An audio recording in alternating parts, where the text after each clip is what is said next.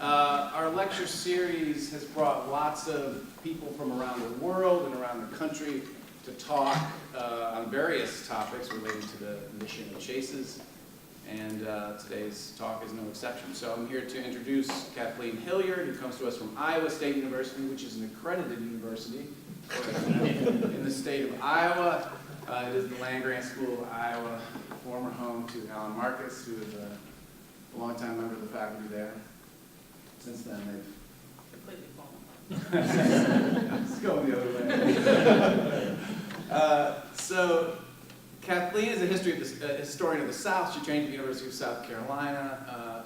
Her work is really the South, slavery, informal economy of the South. Her first book was titled Masters, Slaves, and Exchange, Powers Purchase in the Old South, which was published in 2014 by Cambridge University Press.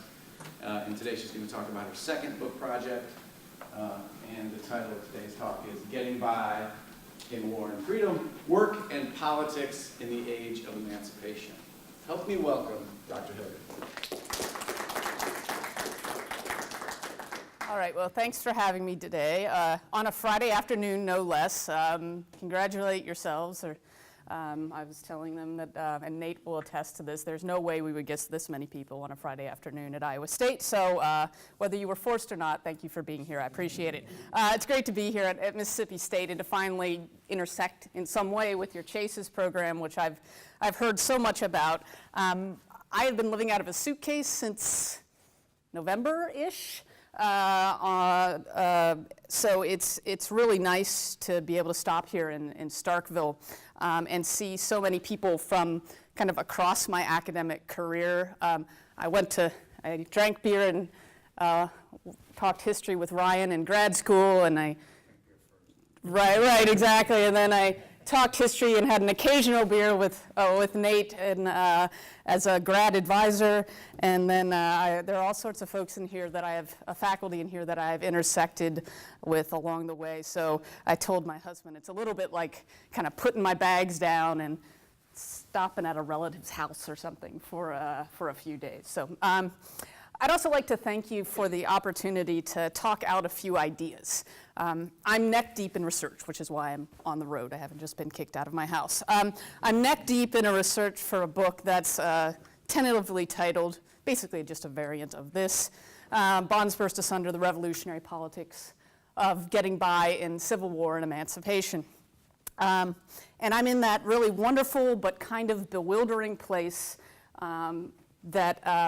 where I'm chewing on my evidence and confronting my hypotheses and working out my definitions and thinking about frameworks and narrative structures.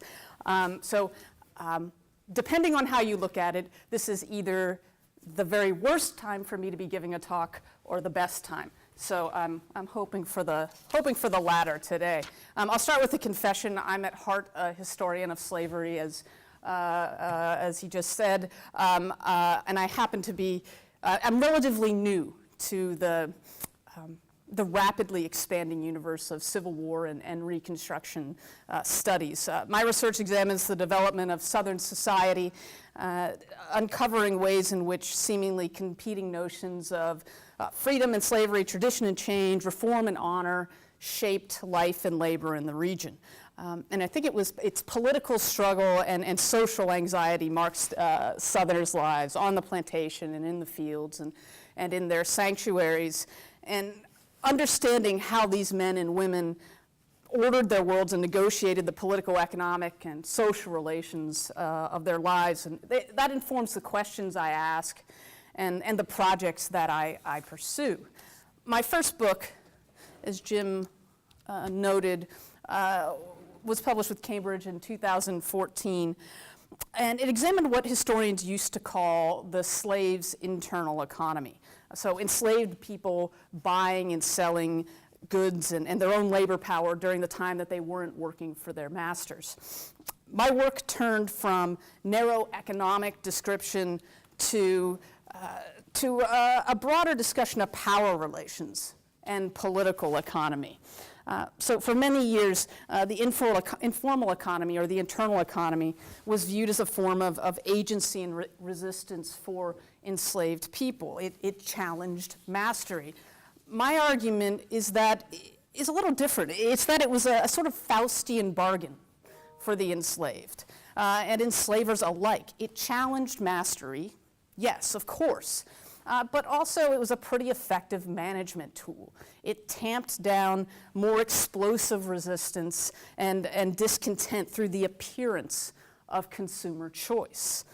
So master slaves in exchange was about that delicate power bargain, a class struggle, if you will, and set of economic and social relations that both sides were engaged in. And as my subtitle suggests, both sides here purchased a measure of power in every exchange. But as it turned out, as with most things having to do with American slavery, it was at an extraordinarily bitter price. So the story of the internal political economy of slavery ended with secession, but as with so many successful projects, I suppose, certainly our faculty understand this, and most of the grad students will come to understand this, a completely new set of questions arose out of that project. What happened to that precarious bargain that I had spent so much time trying to elaborate?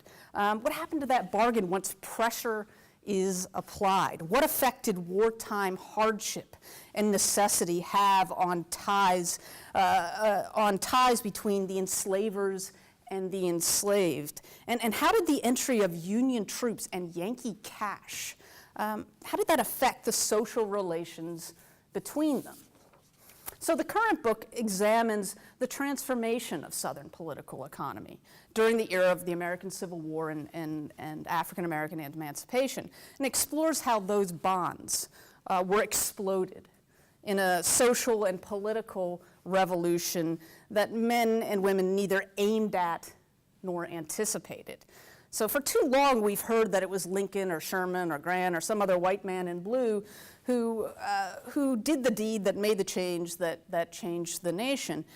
I want to write a different kind of history, one that takes Hobsbawm's injunction about researching and writing from the bottom up seriously, and puts the ordinary struggles of everyday people at the center of the narrative. So with that in mind, I want to start out today with just a simple question, and something to ponder to start us out. How did the master class between 1861 and 1865 come to that moment of recognition? That their dreams of dominance were doomed, and that their fantasies of Confederate empire were going to be vanquished. It was not, I would argue, on the fields of Gettysburg or Atlanta's gates that this consciousness flooded in. It was rather in thousands of intimate moments where economic negotiation mingled with political struggle at a personal level. So let me give you one example from, you're going to try to negotiate this here. I'm going to give you one example from a big book certainly most of you are probably familiar with. And when I say big book, I mean big book. This is a heavily annotated diary by C. Van Woodward, and is often, people often turn to it as sort of an authority on the everyday lived experience of the upper class Southerners during the Civil War. But I want to tell some of the story from the perspective of a person who never wrote a word, and a person whose image, I don't think, as far as I know, we have never seen. His name was Lawrence, and he was the enslaved valet of James and Mary Chestnut. Chestnut, of course, being the memoirist, the famous memoirist of the Civil War era. James Chestnut was her husband, was also a senator of South Carolina and worked under Jefferson Davis during the war.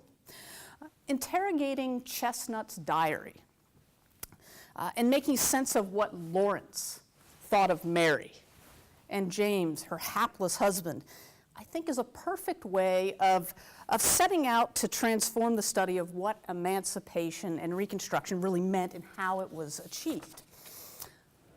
So in the winter of 1863, the Chestnuts lived in the Confederate capital of Richmond, where James served as an aide to Jefferson Davis, as I said. By that point, the city's shops and huckster stalls had grown increasingly bare.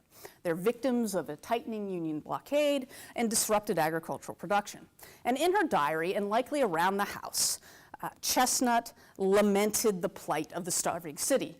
And if you read Chestnut, you know this. She kind of complains a good bit about the toll this is taking on her social life. And fed up with her griping and complaining one day, Lawrence, the enslaved man who worked in the house, he proposed a simple solution. He said, "You give me the money, I'll find everything you want." Well, noting that there was, quote, no fail in Lawrence, she obeyed his command. And handing over cash, she watched as Lawrence disappeared into the streets every single day and returned with turkey and with ice and with sundries sufficient to keep the family, as she put it, plentifully supplied, even in the toughest of times in Richmond. Mary never asked where Lawrence got the goods, noting only that his efforts were simple but effective. But as city and family economies straightened, and as depredations and thefts from merchants and households increased, even Chestnut, who clearly benefited from kind of shadowy economic dealings, even she began to worry. Since moving to Richmond, Lawrence had done all of the family's shopping and had within reach most of the family's money. As she put it, watches, clothes, and 200 or 300 gold pieces all lay in an open trunk. What kept him, and as she put it, from packing off to the Yankees? James just kind of cavalierly dismissed her concerns. But as ticklish times advanced and as at gold such a premium, she took stricter control. And she would sew specie into her and diamonds into a belt tied under her hoops. Lawrence never commented on as what she called her latest fancy. As she noted, and he was always wearing, and this was very disconcerting to her, that same bronze mask as he went about his daily affairs. But now he asked for twice as much money when he went out to buy things. Quote, at least twice as much as he used to take when it was simply lying about in the tray. Now, I think it's worth interrogating this relation in detail to consider what it reveals about slavery's breaking bonds and the transformation of Southern political economy during the Civil War. The transactions between Mary, Lawrence, and any number of unknown actors reveals a network of economic and political exchange pulsing just below the surface of law and propriety, which potentially might turn the master-slave relation inside out. Certainly it was so with Mary, whose devotion to the Confederacy reached only as far as the household larder, and who was more than willing to tap potentially subversive underground markets, networks of free, enslaved, white, black, male, female, civilian, military agents trading stolen and confiscated private goods in government stores. All of this was to sustain her private life, her family life. Lawrence's motives, though, are less clear. Chestnut's reliance on him is undeniable. She credits him with sustaining her Confederate household throughout the war and in tough times. And he never did pack off to the Yankees. But what was behind that bronze mask? Where did her money go? Alas, in this instance, we cannot know. But this is less a story about economy than political economy, less about money per se than about power. And we would do well here to imagine how everyday transactions like these played out in political terms. Lawrence almost certainly used his power in the marketplace to convey patronage on certain sellers and withhold it from others? Did he settle scores? Put on the dog? Did he watch whites wheedle and defer before him? Or did he silently revel in kind of the heft or the jingle of that gold in his pocket or his purse? We all know how important such matters of self-display and social interaction can be in establishing and revealing rank. And social interaction, how these little moments of social drama shape daily existence and bind us to a larger set of relations in everyday life. In that sense, it's crucial to recognize the Janus-faced nature of Lawrence's actions here, both as inherently conservative and potentially revolutionary.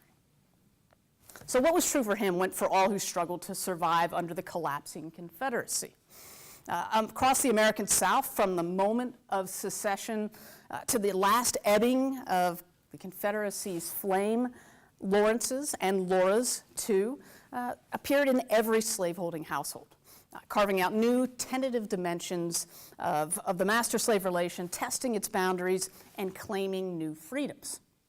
As in the case of Mary and Lawrence, neither could know how matters might stand at the end of a period of months or years of apparently ordinary commercial transactions. But undeniably here, what started out as mundane marketing turned into a barely hidden struggle for power and dominance, in which the master ultimately found herself mastered. Both sides were bound by a powerful need to survive, the hardships of life in a city besieged. Yet Lawrence came to use that moment to ratchet up the contradictions between slaveholders' claims to dominance and their increasingly diminished reality.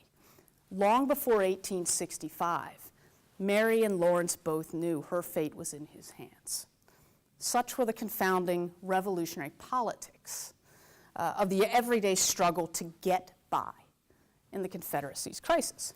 So consider this story then a parable, or maybe call it a miniature puzzle, of the fate of the Confederate South as it approached Appomattox.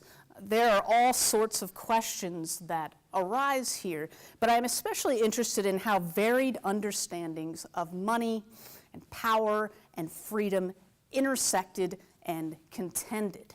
And these are, if I had to kind of narrow it down to my two central questions of the books, it's these. How did black and white Southerners recreate and transform relations of power in the chaos of Civil War and Emancipation? And how did the political economy of getting by in wartime shape the way old ties were exploded and new ways are negotiated or were negotiated?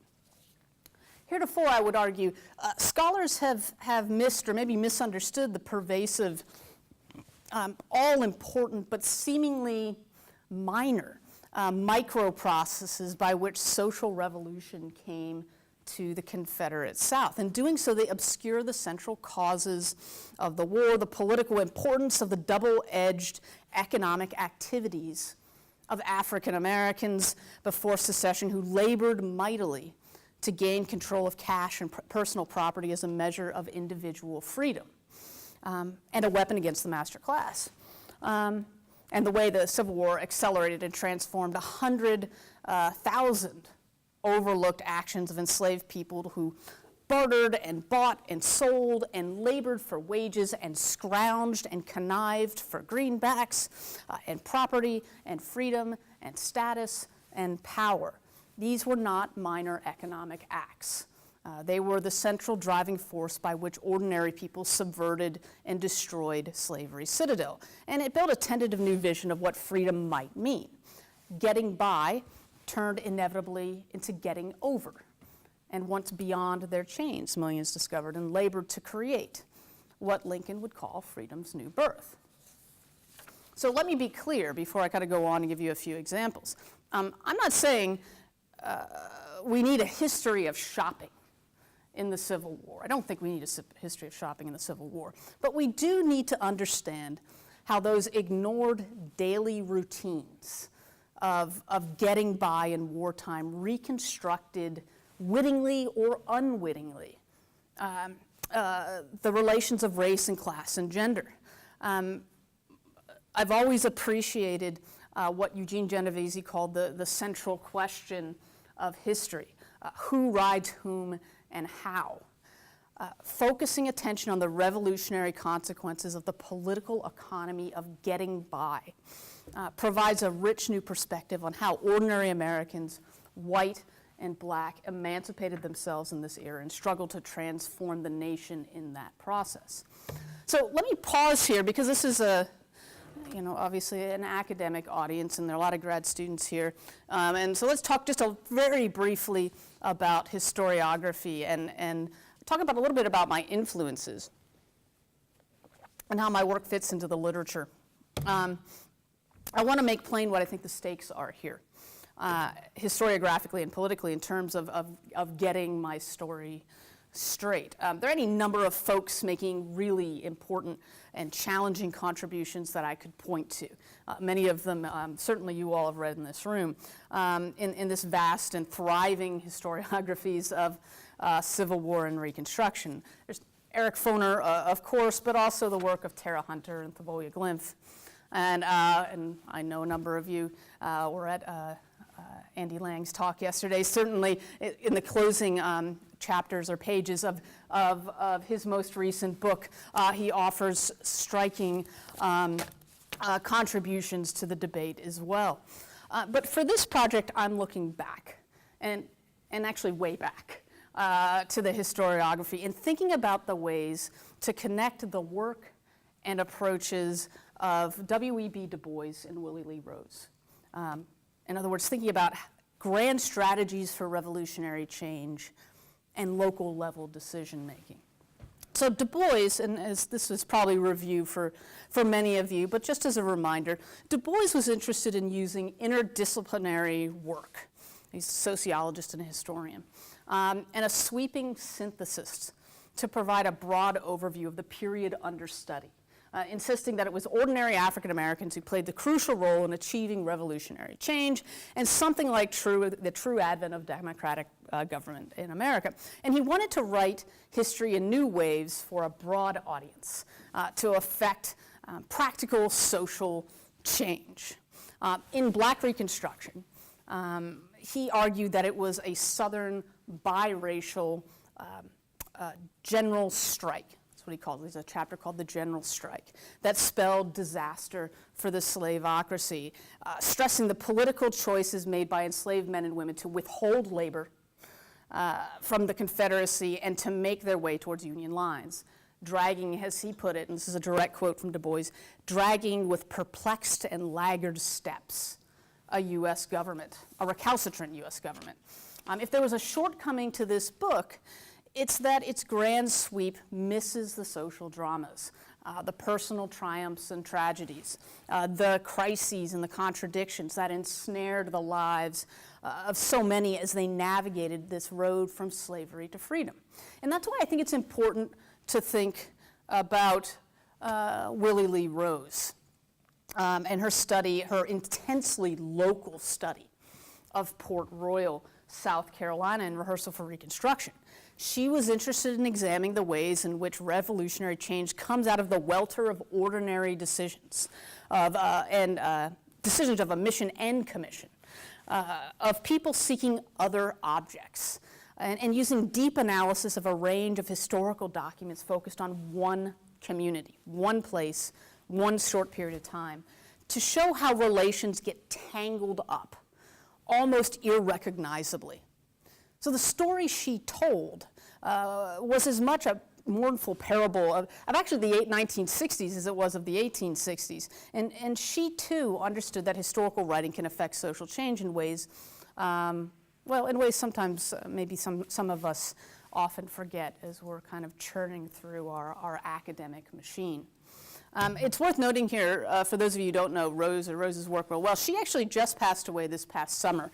And one of the great one of the great historians in our field, and one of the great women historians in our field, but she had a stroke when she was mid-career, actually shortly after rehearsal for Reconstruction. And at the time, she was planning on doing something, a more grand interpretive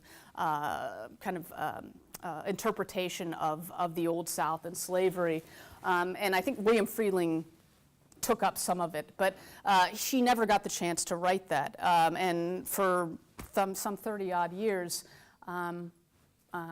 she never wrote another word. So it was sort of I say this with a note of sort of admiration and regret, and would say that she is a worthy model for research, or for a really worthy model as a researcher. In sum, I want to link Du Bois's sweep with Rose's depth, and combine their understanding of the centrality of everyday actions, of ordinary people at the center of historical change, and the practical meanings of our ideas and actions, and how they inevitably outstrip their origins and lead to startlingly new, revolutionary, and sometimes, admittedly, tragic outcomes. It's also worth noting, again, and I've said this before, but both of these folks were serious about the role of the historian in making a difference in their communities, right? In affecting social change and the value of studying the past in relation to the present. And that leads me kind of to my second, maybe more surprising set of influences. Over the past 15 years, a stream of best-selling analyses have striven to capture the dynamics and meaning of what journalist George Packer calls the unwinding of America's economic and political and social compact in the years surrounding and since the Great Recession. And local studies like, Matthew Desmond's Evicted, and Amy Goldstein's Janesville, and memoirs like J.D. Vance's Hillbilly Elegy, or Tara Westover's Educated, and not as well known, but very, very good ethnography by David Shipler called The Working Poor. All of these books vivify the alienation and exploitation and ingenuity, in some cases, that defined this systemic crisis. In these studies, Americans who are pushed to the margins make hard choices, and they carve out small sites of power and purpose for good or for ill. These are not uplifting books. We'll put it that way. They make carve out choices of carve out places of power for good and ill. In a society that denies them economic opportunity and political voice and a sense of belonging. A decade after the Great Recession, there seems to be no end in sight to the uncertainty and division and rootless disorder that some of this collapse has unleashed. And I would argue that kind of so it has ever been. Enslaved, contraband, freed people, they shared many of the same concerns about keeping food on the table and a roof over their heads and the wolf from the door on a daily basis. And the strains of civil war and impending collapse of the only world they had ever known impelled them to embrace strategies and shortcuts and alibis far more ingenious than those we are likely to come up with in the modern era. For the most part, they're trying to get by. They're trying to gain a little edge, a space of solid ground, and an environment where everything seems totally uncertain and shifting and full of dread. And I think, since most of you are grad students, I think, you all know this, right? That it is not as clear-cut as our timelines in our, at the end of every survey book chapter seem to indicate, right? There is contingency and complexity at every turn. And it's important to understand what this moment was like for these people whose very titles were changing: enslaved, contraband, freedmen.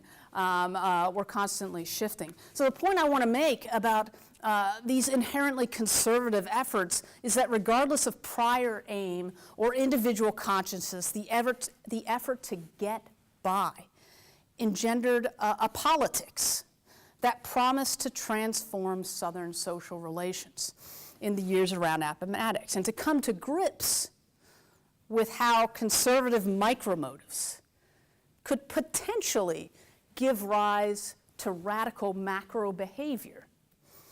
I think promises to breathe life into our understanding of the downfall of planner society and revivify the stories that we tell about the coming of freedom and capitalism across the American South. So reconstructing the small, particular social dramas of Southern whites and blacks at particular moments of crisis in specific locales and communities promises to conjure a history of Reconstruction that I hope is new and transfigured and useful to the age in which we live. So having laid all of that out, and again, this is the part where I've been talking to myself a lot and a lot of long drives, so I apologize. But you have truly given me forced me, this invitation has forced me to put this all out here. So having laid all of that out, thank you for listening to me. I want to sketch out a couple of examples of the political and social contradictions of African Americans' unwitting kind of activism here. And I hope these stories will shed light or light a candle, whatever the metaphor you want to use, begin a conversation about how change happens and how change can happen again. So while my book will begin with the run-up to secession itself, I want to start today with the entry of Yankee troops into Southern territory. To hear some tell it, enslaved African Americans sprinted to the lines of approaching Union armies, as if kind of irresistibly drawn by freedom's magnet.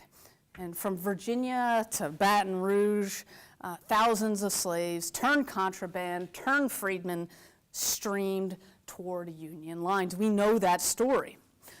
It is important, however, that we move beyond that snapshot, that moment of decision. And here I'm kind of echoing the same device Andy used yesterday in his talk, move beyond the image you have before you. And think about the forces that build up to that moment and the effects that rippled beyond, imagining emancipation as a process, as Jim Downs and Savoya Glimpf and others have recently suggested. What opportunities did the wartime experience create?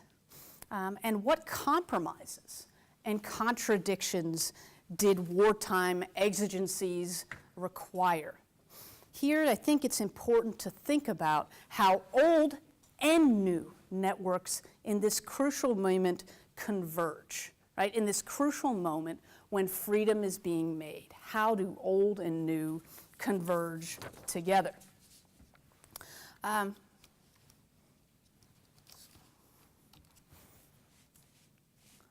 African Americans, again, whether we're talking about enslaved or contraband or freed, established a liminal sphere between Union and Confederate, ebbing and flowing between each in search of economic opportunities and a chance to win some measure of freedom.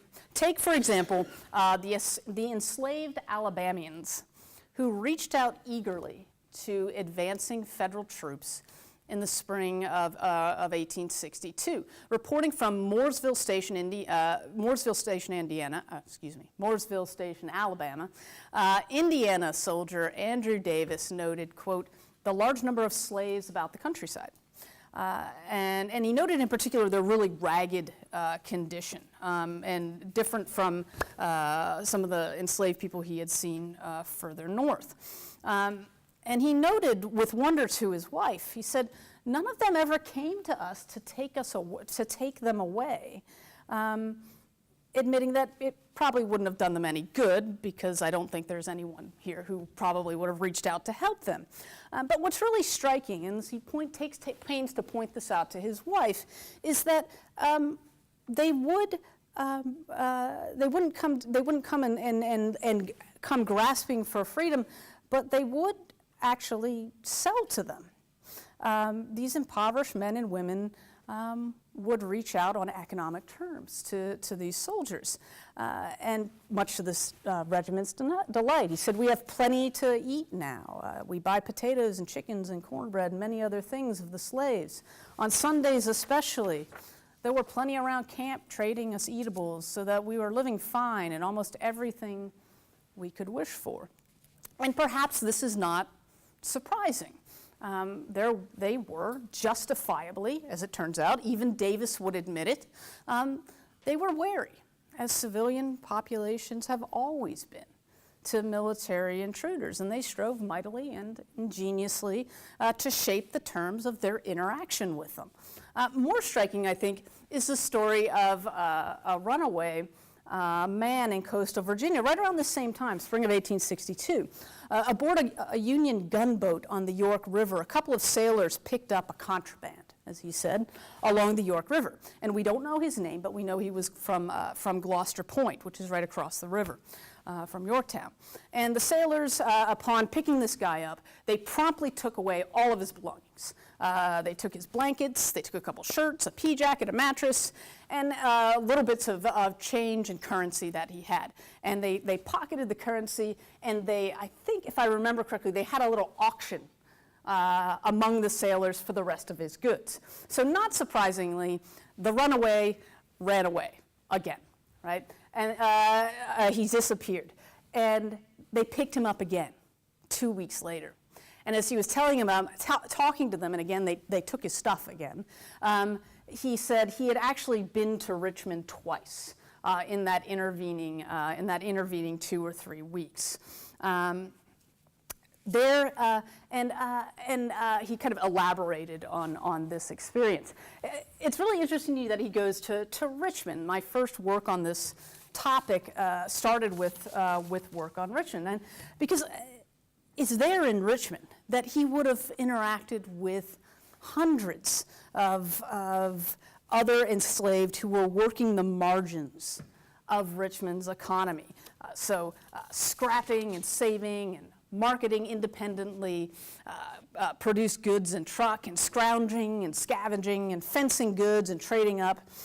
Men like Lawrence, right, who are working on their mistress's behalf and their own, and others like those Alabamians. And like those Alabamians, they're looking for a way to kind of scratch out a measure of freedom for themselves on slavery's margins. It's also interesting. I've looked at these newspapers, and if you're familiar with Southern newspapers in the antebellum period, and certainly throughout the Civil War, one of the best places to look, it's not the editorials, but the classified ads, right? And they're full of runaway ads, and they increase over the course. In Richmond, they increase as the war progresses. And you read the ads, and they're formulaic, right? There have been a lot of studies on this.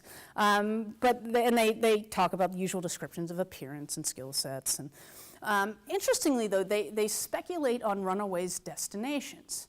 And a lot of them will simply say, we think they ran to Union lines. But I found a striking number who speculate that that's not where their property had gone, that they in fact had gone to Confederate camps, or that they had seen them in Confederate lines, trading goods or hiring themselves out as servants or cooks. And certainly there were hundreds of examples of enslaved men and women who labored in the Confederate Army or collaborated economically with rebel soldiers in that way. Now, let me pause here for a second and say, for a certain type of listener, stories such as these might provoke a little thrill, right? The activities of so-called black Confederates are cited by apologists as evidence of black support for the rebel cause, a moral justification in the end for bondage. Obviously, I think that's wrong-headed.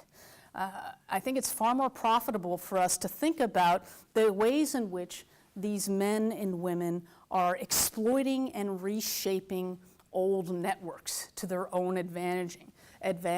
The way they're trying to establish new ties and trying to eke out a space between slavery and freedom.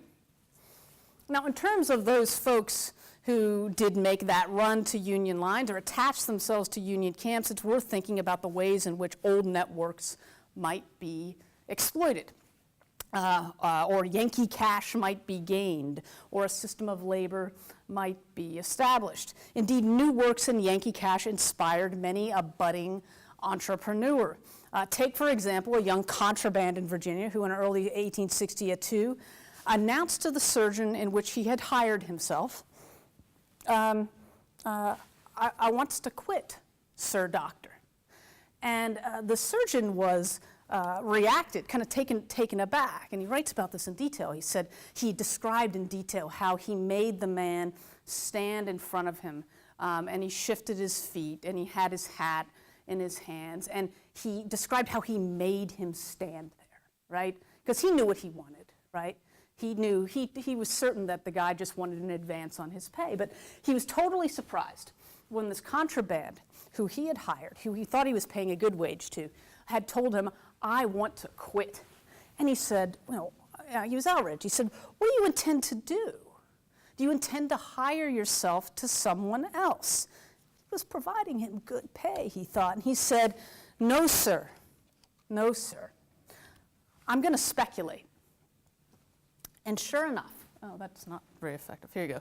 I'm going to speculate, right? And sure enough, within a week, he saw him padding through camp with a rickety cart filled with cakes and pies and drawn by an old white mule. Not that slaves had any special disposition or to truck, barter, or peddle, Pache Adam Smith. Simple hardship drove many African Americans into such dangerous marginal markets and emergent opportunities. Quote, talk about hard times, Georgia Friedman, Andrew Moss recalled. He said, we saw in them days during the war, and most especially after the surrender, folks these days, they don't know what trouble looks like. We were glad to eat ash cakes and drink parched corn and rye instead of coffee. And that's from WPA narratives, but this is borne out in many of the letters that I'm sure some of you have seen too. A young woman near Baton Rouge fled finally to Union camps in late 1862, along with close to 100 others. According to the Union officer, a fellow named George Marsh, who kind of observed this over the course of days, a lot of them had, and this is a quote, he said, a lot of them had not any shoes for 1 year, and they are barefooted. Almost all their clothes are awful ragged. The inhabitants are starving. And the one young woman in particular had claimed that her master was dead and that she had tried to hire her time of her mistress for $3 a week. But she said that she had to work tremendous hard to live because flour was so expensive, $40 in U.S. money and $80 in Confederate money. The Union lines were her last resort. There was the prospect of rations and the chance to carve out, she thought, maybe a space for herself too. Now, and as we know, women like her and the hundreds that crossed, we know that they didn't cross military lines empty-handed. They had labor power and private knowledge and skills and wit and savvy that could be put up for trade. And just very quickly, a few examples. Soon after his arrival in New Bern, North Carolina, for example, Massachusetts soldier Almon Hodges, quote, found a Negro shanty where, being hungry, he made a good meal of ham and biscuits and sweet potatoes and tea for a fair price. Also in New Bern, George and Charles Troop, they were brothers in the 43rd Massachusetts. They followed suit, setting forth in search of pies and dumplings. Others looked for someone to scrub their clothes, weighing the proficiency of which laundress to go to.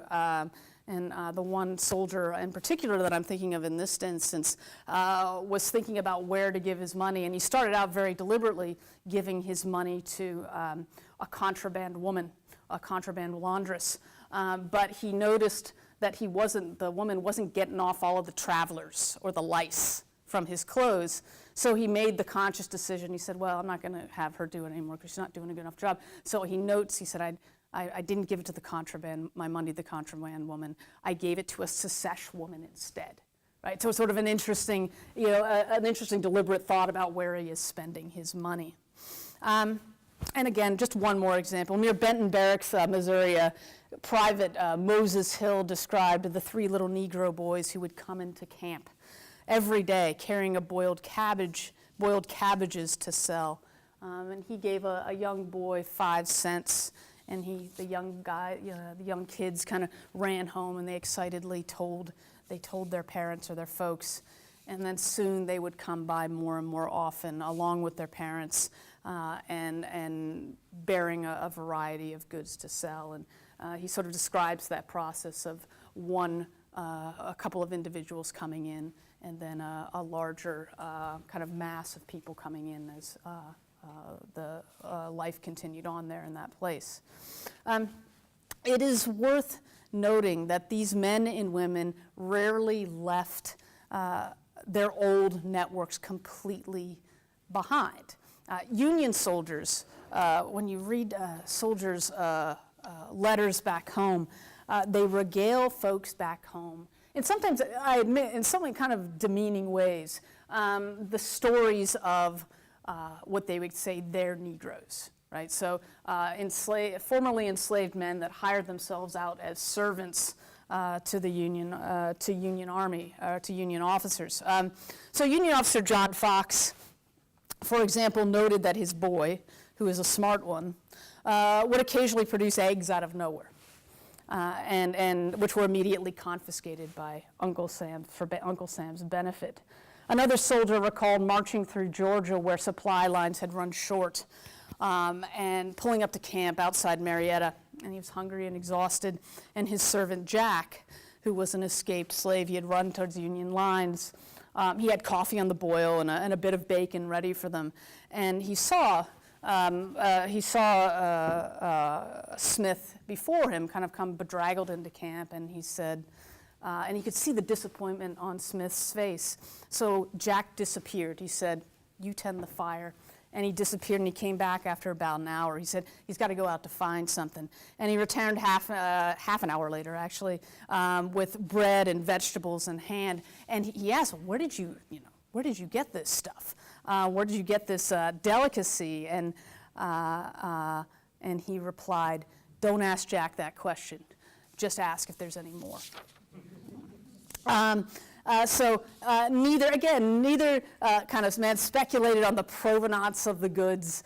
They simply relied on trading networks, illicit and not, and newly formed, or maybe with their old allies that were interwoven through the camp and through the countryside. And again, I could tell you hundreds of other stories like this. And we could interpret them as inspiring stories of entrepreneurship and budding capitalists. But I think it's important to think about thinking about them as more than acquisitive cash grabs, Such men and women flowed from plantation to military camp to who knows where, in but not of the institutions that they encountered. It all seems so marginal, right? But we know from work on modern day informal economies, whether it's in New York or Chicago, there's been fantastic work on, say, Mumbai and Lagos. We know from reading this work on modern informal economies by economic sociologists that informal and sometimes illicit exchange pulses as a lifeblood through community networks at the local level.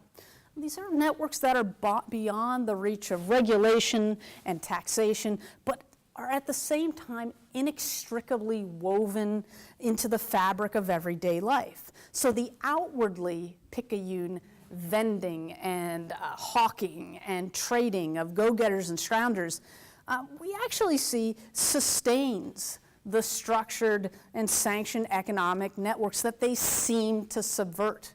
That if you pull them out, many of the formal economic exchange will fall apart.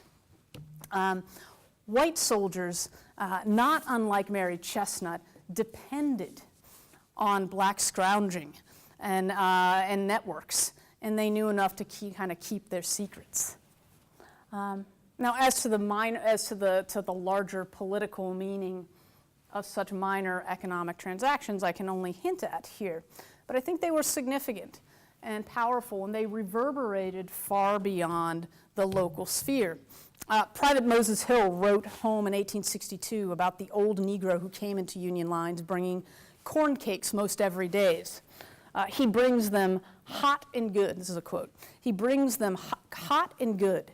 He is a slave. He said he had a wife and number of children, and he said there was a man from Virginia who bought them and carried them off, and he said the man was dead, and though he was now low, and thought that he was now lower than hell. Now, we don't know how long Moses Hill mingled in his memory kind of hot and good and like lower than hell, right? But it's long enough to, he thought about it long enough to write his wife, right? Who surely passed that letter around to her kin and to her neighbors, perhaps smiling kind of grimly over the sentiment that slave and free might share such feelings and maybe such politics across hundreds of miles and vast differences of experience provides one small measure of a rising, maybe a rising consciousness. Maybe we'd even call it a revolutionary consciousness. Others labored to escape the hell of slavery and war with all its privations by more tangible acts. Consider finally the nameless South Carolina formerly enslaved woman who steered Massachusetts Lieutenant Richard Jewett to the garret of her, quote, Negro hut and offered up for sale, of all things, a copy of Dante's Inferno. How she came by the copy of this book, we don't know. We could speculate, I guess, whether she had read the poetry or not. Surely she knew well the litany of sin and shame and violence and horror that its pages contained. And perhaps she harbored in her own soul a vision of just retribution, let's say. Jewett mocked this woman's, quote, queer taste for fine art. But he bought the volume and a handful of other books for $1.25 cash money, just the same. And we want to ask, how did that old auntie, as he described her, how did the old auntie use those few coins? Did she buy sugar, as Jewett supposed in his letter? Or did she put it to maybe some other sweeter use? By any calculation, surely she sold dear, and the profit she won did not simply serve the cause of mammon. For a short moment, a wealthy, Harvard-trained white Yankee boy stood on the same ground as an elderly enslaved woman, or formerly enslaved woman, bound and measured as equals in the marketplace. Such moments were admittedly fleeting, right? As with all of the moments I have described here today. But they were myriad, and I think deeply meaningful. And recovering the history and deciphering the politics of such transactions, I think, is essential if we want to understand the hidden history of the Civil War and the potentially revolutionary character of emancipation in all its complexity. Right? That's all I've got for you.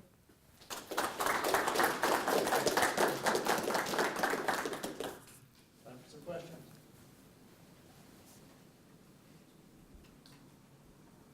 Sure.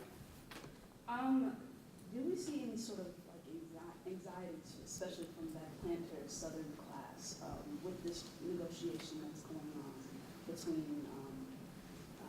the enslaved African Americans and the Union soldiers, or even in the case of Chestnut, still behind Confederate lines, where those formerly enslaved people are kind of thinking back. A good place to see that is in the newspapers. In the Richmond papers, they're freaking out. I mean, there's a, and that's part of this sort of this bargain that I'm talking about. In the pre-war era, the argument that I make is that enslaved people are they're gaining a measure of power and they challenge mastery, and that slaveholders allow it because it could potentially tamp down, the appearance of choice in some small ways might tamp down larger discontent and revolution. But at the same time, they know it's a double-edged sword, right? Because what do markets mean? New connections and new ties. So whether it's to the guy selling liquor outside the back of the store, or a peddler coming and bringing those darned Yankee ideas, there is absolutely anxiety. As things become tougher, and I'll give you the example of Richmond, there is increased anxiety, and it kind of culminates, I saw in the winter right before the fall of Richmond. For me, it culminates sort of in this moment. There is a story that is run in 2 different newspapers about auctions. And you have to understand that as times are getting tough, white Richmonders are selling off all their stuff. Right? They're selling off their libraries, they're selling off their silver. So the red flag of the auction house is always flying. And there's this long article describing this, finally kind of like fessing up to what everybody knew what was happening. And it culminates with a description of white folks being elbowed out of the way so that enslaved people can put down the cash and buy the goods that are being sold off. And the implication is that these are the, like Lawrence, right? These are the people that are controlling the currency. I don't know how common that was, right? But I think if it speaks to your comment about anxiety, right? This is a sign of panic. This is a sign where this is a sign that everything is falling apart, you know? This is really, really interesting stuff. I like this. So my question is not going to make sense because I have too many thoughts going at once. You spoke about the complexity and contingency at every turn. Mm-hmm. But the war that I understood you describing over the last 45 minutes seems to be somewhat constant and almost in the background, even though it's at the forefront of everyone's actions. So what is the complexity and contingency in this war? In other words, are there particular moments, are there particular places that enhance behavior or diminish behavior at sometimes at the expense of others? Or is this a story about war from the beginning to its end as a totalizing experience? That's a good question. I knew it would be good to have you in the audience, and bad. I think this is something that I'm still kind of working out, and I think that it's important to note here that most of the work I've done so far has been from a union perspective, right? So I did work in the Northeast, and I made my way to California at the Huntington, and now I was in Baton Rouge, and now I'm making my grand tour, a la Sherman, of the South. I'm like following the route. So I'm just beginning to kind of get into these Southern perspectives. What I've been interested in most is that moment. The culminating moment for me is actually that moment of kind of first contact, right? When people are sussing out who is friend and who is foe.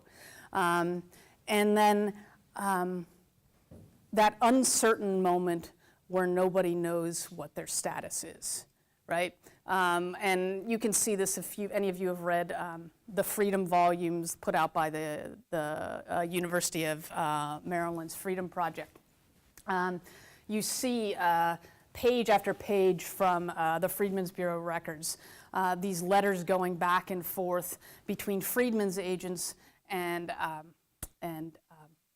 planters and officials in Washington saying, we don't have any idea what's going on, right? We have no idea. Like, you tell us to pay them a wage, but there is no money to pay them. Can I make them do this? Can I make them do that? Can I hold them to the plantation or not? Can I regulate their activity? Can I regulate whether they drink? Can I regulate where they trade? Can I regulate when they leave the plantation and when they don't? And I think it's this sort of chaos kind of centers around that moment of where there's just such a lack of definition there. There isn't any directive from on high is completely misinterpreted because they misunderstand what's happening on the local level. And there was one more thing I was going to say. And the other has to do with that moment when, towards the end of the war, when the deprivation is just becomes almost unbearable, right? When people, it's not just that folks are looking for new opportunities because I can be independent and a man or woman on my own. Certainly there is that impulse and that impetus, but part of it too is the structures around me. I might not have liked that structure of that slavery which structured my life, but all of it now is crumbled, right? And I've got to make something new in this place. Old structures have crumbled, new structures have not been put in place yet. So what do I do in that space in between? And so often what you see is this independent barter and truck, trying to do small vegetable patches, scrounging through battlefields and literally pulling out the metal from the ground and selling it off for sale, looking for little opportunities and little activities, partially to put food on the table, and partially to kind of establish a life from themselves, potentially away from their master. Okay, I want to play devil's advocate. Please do. So I have a couple lines that aren't by any means related. Mm-hmm. So the first is, you didn't use the word capitalism. I used it once. Okay. I could, and then I cut out the big section. For the interest of time, I cut out the big section when I talk about that. But go ahead. I knew I'd get the question. So that's one thing. Okay. Second thing is, you said at the end that you hesitated here, but you said this could be evidence of developing a revolutionary consciousness. Mm-hmm. So that got me thinking that maybe this isn't revolutionary at all, that we can imagine something that would be truly revolutionary, which would be a rejection of the networks of buying and selling, of the trade, of capitalism itself, you've written about this, right? Before, like during slavery, there's all these exchanges, and we have evidence of slaves trying to buy hoop skirts and trying to buy things that replicate. So isn't this just a continuation of that? Isn't this not a revolution, but just people getting by in the same system that they were part of before? I actually think that, so the other intervention here is in sort of the history of capitalism debate. And I didn't put it in mostly for time, but also because if you've gone to the Southern recently, the discussions on capitalism and slavery have devolved into people talking past each other. And I just didn't want to get into that. But it's absolutely right, and I also figured I'd get it in comments. My take here is that I see the market behavior and the increased market behavior that occurs through the 1820s through the 1860 in the South involving enslaved people as fundamentally pre-capitalist. There's market behavior and they are acquisitive, but it is to pre-capitalist ends. And for that reason, and this is where I think I diverge from people like Beckert and all of and Johnson and maybe some others. I actually think the Civil War matters in that sense, and I think it's important to understand that enslaved people kind of weren't just freed and then kind of welcomed into a capitalist, a kind of a thriving capitalist marketplace. I think that the intersection between capitalism and slavery was always fraught and full of contradictions. And the Civil War, I think, exposes the contradictions. And what we see, and this is what I say, that when we think about sort of revolutionary change, I'm trying to be cautious and say, when we talk about radical or revolutionary change, we want to we want to wave our flags and put a positive spin on it, but that doesn't have to be the ending here. And I think it's really important to understand. I want to know how we get from slavery to Jim Crow, right? I want to know how we get from the violence of slavery to a capitalist economy that is where people are bound by race and violence and corruption in similar ways, but under different relations of production. So in that sense, I think that the war matters. Now, how does it matter for these people? I think they're in this moment where they're trying to figure out some way, they're trying to define what freedom is. We think we know what freedom is. We think they knew what freedom was. And I don't think they did. I don't think anybody did. Or certainly there was a clash of expectations there.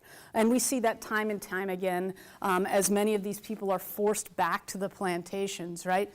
And they have to think about all of a sudden they're being asked to work for a wage, or their women are being asked to work in the fields, and there's pushback, right, as they're trying to redefine these labor relations.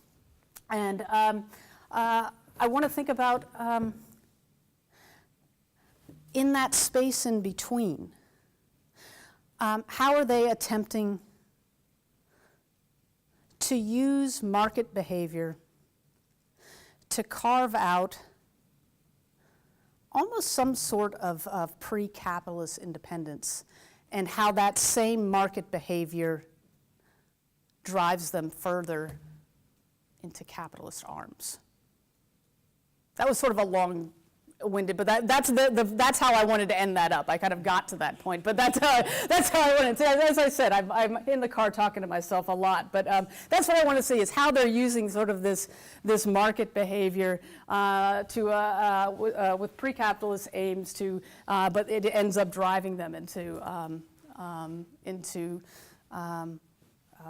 a capitalist system that doesn't. I'm not going to. You don't want to make the comparison, say it doesn't leave them any better off, but leaves them with many challenges, many new challenges that were in many ways devastating. Just a quick follow-up on that. I'm entirely sympathetic to this premise, but isn't this also, so if you take Mary Chestnut and you read your argument through her perspective, Yeah. aren't we really seeing, in Mary Chestnut's mind, a consolidation of and a legitimation of the Confederate project? What do you mean? That, so Lawrence is participating in this informal economy, and he's going out into Richmond and buying goods for the Chestnut family. Wouldn't she look at that and say, the system's working exactly? Works for her. Right, for her, right. He's looking at it entirely differently, as you're arguing. Right. And isn't this consolidating in the white Southern mind the, quote, natural order of things, and thus then underwriting how labor relations are then unfolding in Reconstruction? I think we need to think, well, for both, specifically with regards to the kind of this crumbling master class, but maybe for enslaved people as well. We need to think about, let's consider when we're thinking about the individual and when we're thinking about the group project, right? this is, Mary Boykin Chestnut can look at this and say, he is supporting me. This is fealty, right? This supports me in my image of mistress. Like, I have the power here. I can command this man to do this thing, and he will do this as a result of his devotion to me. She has to know that this guy is getting fenced goods from her woman down the street. And in fact, she goes and she talks about this. She says, so-and-so, the barrel of the sugar is rapidly going down in so-and-so's house, and she suspects her servant X. I will have to worry in my own household. And it goes to your question about anxiety, right? And what we can see as you read through the diary and others like it is this increased sense of anxiety about the Confederate project, but questioning what's happening in their own household. Because she can always wonder, and she does openly wonder, right? She's sewing specie in her belt, because even though Lawrence is getting the goods for her, she's worried. She's uneasy in his presence for maybe the first time, you know? And I think that reveals something about this, I don't know, Confederate nationalism in some respects, right? I mean, we could, if we want to talk about politics in this larger project. This is a woman who let her individual needs and her family's needs, and she placed them above that larger Confederate project. And you could make the argument that it's not just the larger Confederate project, but it's the larger system of mastery itself. Any? Yeah. This will be the last All one. right. Well, it's actually building off of Dr. Lang's question. So I guess do the fears shown in Chestnut and the anxiety she shows with both having to give Lawrence more money and not knowing where he's getting it, does it undercut Confederate nationalism, or does it just force Confederate minds to renegotiate what it means to be Confederate? That's a good question. But I would say it's the former. I think it's a good question, but I think it's the former. I mean, again, you can see it whether it's in the stories, the individual kind of private commentary of people like Chestnut, the story in the newspaper about the auction, and the increasing, almost hysterical anxiety that you see about black behavior, and specifically black economic behavior as the war goes on. Again, it's easiest for me to draw from Richmond because that's where I've done the most intense studies so far, but there's this increased concern that all of the currency is in the hands of the Negroes, and that there is some sort of burgeoning, shadow economy that is coming to, that informal economy has become the economy, right? And who is in charge of that economy? Well, it's the enslaved people themselves.